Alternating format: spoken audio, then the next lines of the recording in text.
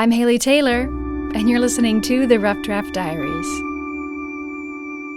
This week on the Rough Draft Diaries, we had a phone conversation with artist Aaron Pickens, and we're going to jump right into this one because we've got a lot of ground to cover.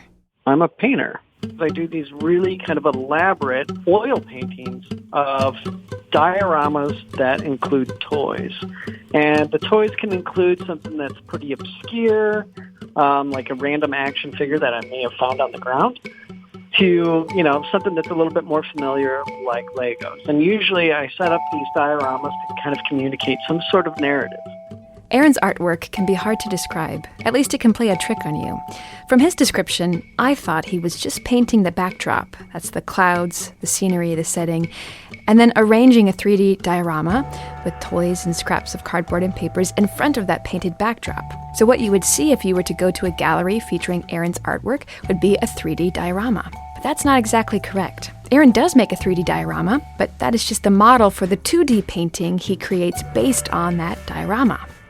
I wouldn't be surprised if you got them mixed up just like I did, because Aaron's paintings are so photorealistic that you feel like you could almost reach into them and pick up that Lego or plastic toy cow sitting in the frame. And as Aaron mentioned earlier, all of these paintings have an underlying message. The painting that I did recently kind of touched upon the immigration crisis down at the southern border, all the way to our over-dependence on oil consumption. So there's usually some sort of political or contemporary observance that's kind of underneath this very playful, colorful painting that I end up creating. And I just love to make these paintings come together. The idea to create this kind of work came together not in a eureka light bulb kind of moment, but rather following the natural progression of an artist's work. I think my work has always had this quality of taking something that's kind of traditional and twisting it a little bit. I think a lot of artists, when they're in their studio and there's no distractions, it's an act of play. Sometimes the play can be really difficult when you're trying to solve a problem, but there's still a playful sensibility, at least in my particular practice as a painter.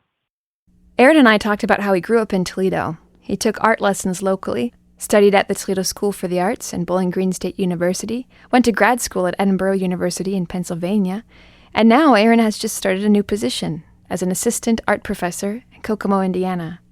Looking back through all this time, his time in Toledo, Pennsylvania, now Indiana, has given him quite the perspective on his career as an artist. It's weird kind of coming, with just the turn of the new year, the turn of a new decade, and kind of having a little bit of self-reflection about that, what transpired within the last 10 years. And it's like, man, when you're in the day-to-day, it's like, man, I need to be doing more. I need to make more work, et cetera, et cetera. But then it's like having a step back. It's like, I took my first oil painting class in the fall of 2010. That's a pretty big jump from being first painting class to graduating with my undergrad, then getting a master's in it, and then being very fortunate enough to now be offered an assistant professor position at a university in order to teach painting.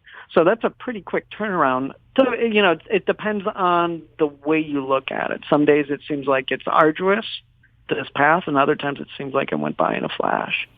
This notion of holding two different ideas in each hand, one where you look back and you think of how far you've come, and the other where you look forward and think of how far you have yet to go, is what Aaron believes makes a good artist. That tension and harmony between those two worlds. I feel like the strong artists tend to always be conflicted. And this conflict always has to be kind of in harmony with one another. And sometimes you have to be really self-critical and not feeling like you're making a lot of work or the work's not good enough. On the other hand, you feel like this is the best possible work. No one's making work that's this good. Because if you feel like you're just one or the other, you're not going to really ever progress. Because if you always think that your work is the greatest, well, there's no reason to improve or to dig deeper. And then if you're always self-critical, well, then you're going to essentially cut your leg off, metaphorically speaking, of wanting to get back into the studio and making more work. So I think in a similar vein, I showed recently to my students, because we were working from the figure. And it was like the first time a lot of these students had done this. And I showed them some of my very early sketches working from the live model.